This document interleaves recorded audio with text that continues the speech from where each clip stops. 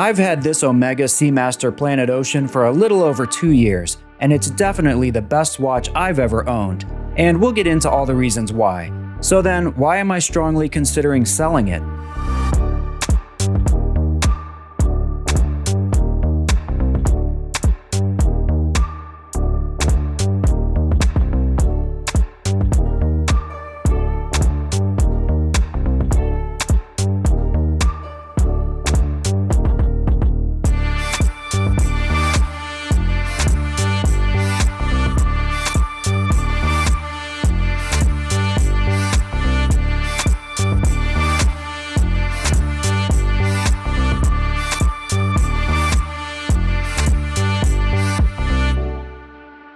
Welcome to Worthwhile Watches, and today we're looking at this Omega Planet Ocean.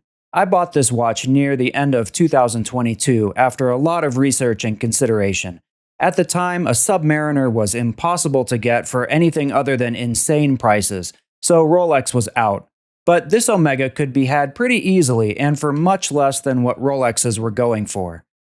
This Planet Ocean had pretty much everything I wanted in a luxury diver, from a company with an incredible history, including producing the first watch worn on the moon, where Neil Armstrong and Buzz Aldrin became the first humans to view our ocean planet from the surface of another world.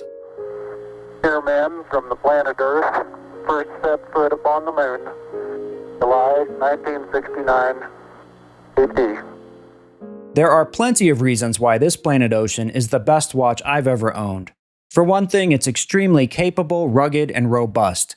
600 meters of water resistance is just insane to me. For someone who avoids the water, this is about 550 meters more water resistance than I'll ever need, but it's nice to know I'll never need to worry about this watch while doing dishes.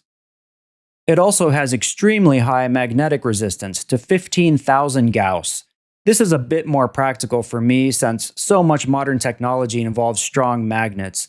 Though I don't find myself standing next to MRI machines or particle accelerators, it's nice to know I won't need to worry about my laptop magnetizing my watch while I edit this video. One of the best features of this watch is the movement. This is the 39.5mm Planet Ocean, which features the Omega Caliber 8800, a 3.5 Hz automatic movement which beats 25,200 times per hour or 7 ticks per second.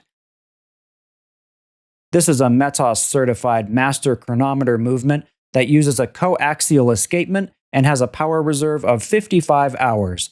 The performance of this movement has been phenomenal. This watch gains less than 1 second per day and is the most reliably consistent mechanical movement in my collection for sure. It's also nice to look at through the sapphire display caseback. Turning the watch over, that dial is also nice to look at. The finishing on the hands and indices is outstanding, clean and crisp, polished and gleaming. The black ceramic zirconium dioxide dial is smooth and glossy, contrasting the bright white indices. The highly polished numerals at 12, 6, and 9 are so shiny and smooth they disappear in certain light and angles. The reflectivity of this watch can be a bit blinding in direct sunlight as your eyes are bombarded with the reflected sunlight off the hands, indices, numerals, bezel, and case. It can sometimes be like looking into a disco ball at high noon. But I have to say, this watch is easily legible in all but the darkest environments. I wore this watch to an orchestra concert recently, and those gleaming arrow hands and trapezoidal indices were plainly visible throughout the evening, easily catching and reflecting the faint ambient light. Not to mention the lume, but we'll get to that later. There is quite a lot of text on this dial, but the small size helps to minimize its presence, and the use of color helps to break up the text and provide pops of orange that complement the tip of the second hand. The date window at 3 o'clock is unframed but precisely beveled. The inky black date wheel below displays a perfectly centered and crisply printed date. The attention to detail on this dial is pretty incredible, and it never gets old to look at. One reason that the dial appears so crisp and clear is that it's covered with a domed sapphire crystal with generous AR coating applied to the inner and outer surfaces. I haven't had any issue with the top coating getting scratched, and the AR coating makes the crystal appear like it's not even there, It really looks like you could reach right in and grab the hands. Surrounding the dial is a stainless steel bezel with black ceramic insert. The silvery numbers and markings on the bezel insert are applied with liquid metal, and the unidirectional 120-click bezel turns easily thanks to the texture machined into the edge of the bezel, which offers plenty of grip. The bezel turns with buttery smoothness and consistent clicks all the way around, with no backplay or wiggle at all. So far, there has been a lot to like here, and not a lot of reason to consider selling such a finely crafted machine. So let's move on to the case. This 39.5mm Planet Ocean features the Omega twisted lug case shape with brushing on the top and sides of the case and wide polished bevels along the sides of the case, leading all the way down to the edge of the lugs. The case finishing is excellent, although after 2 years in the rotation, my case does show a couple scuffs here and there. The brushing and polishing are well done, and the transitions are sharp and clean. This case is asymmetrical, jutting out a couple millimeters on the right side, serving as a crown guard for the finely machined signed crown that nestles into the case when screwed down. The helium escape valve at 10 o'clock is equally well machined, and I find it balances the asymmetry of the case nicely. The case is quite tall at 14.2 millimeters, and I did have some reservations about the height while researching this watch, but on the wrist, the case design does a good job of hiding its height, nestling down and hugging the wrist. It is a chunky diver, but considering its 600-meter water resistance rating, it wears very well. This 39.5mm version actually measures just over 40mm at the case, with the bezel measuring just under 39mm. The lug-to-lug of 45mm and female end links make this Seamaster easily worn by those with medium to small wrists. But it's not a lightweight watch. Sized for my 6 3/4 inch wrist, it weighs about 177 grams. And if you're planning to swap out the bracelet for a strap, be aware that the lug width is 19mm on this model. But the bracelet on this watch is quite nice. The bracelet is all brushed and very sturdy and substantial. The 3-piece links are oval-shaped, and they have a nice taper toward the edge, making it curve downward a bit.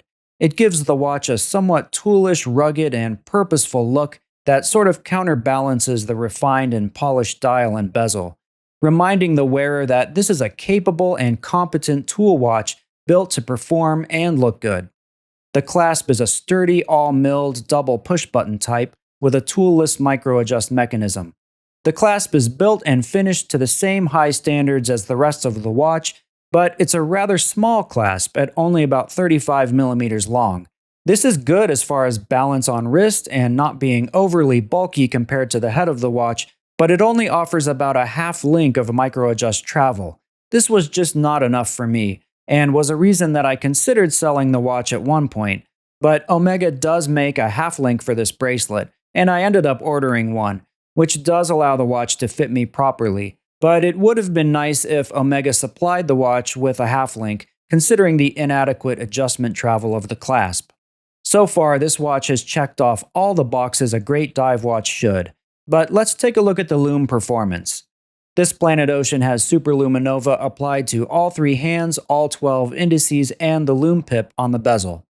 One special touch is that the components that deal with dive timing, the minute hand and the lume pip, are colored green, while the rest of the dial and the hands glow blue. I expect good performance from this lume, so let's see how it does in a 20-minute test.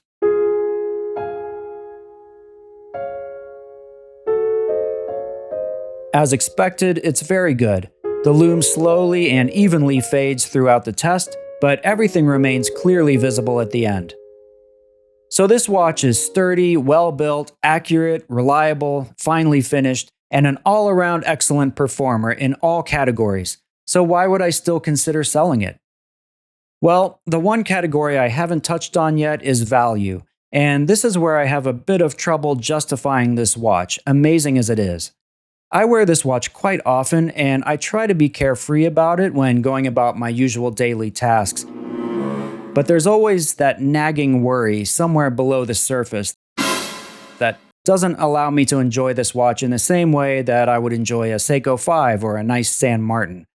I've been wearing this watch pretty much every day for the last week while producing this review, and it's been great.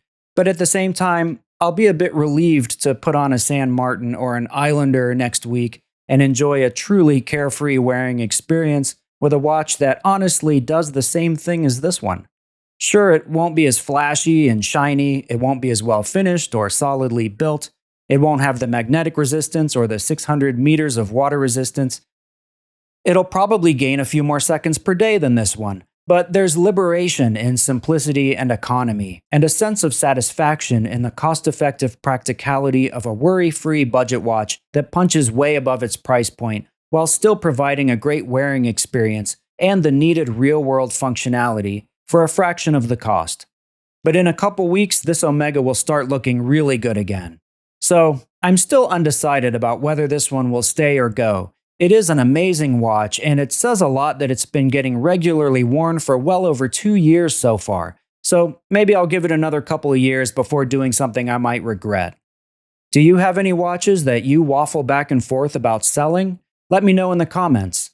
As always, I want to thank you all for watching, and I want to thank everyone who has subscribed for supporting the channel.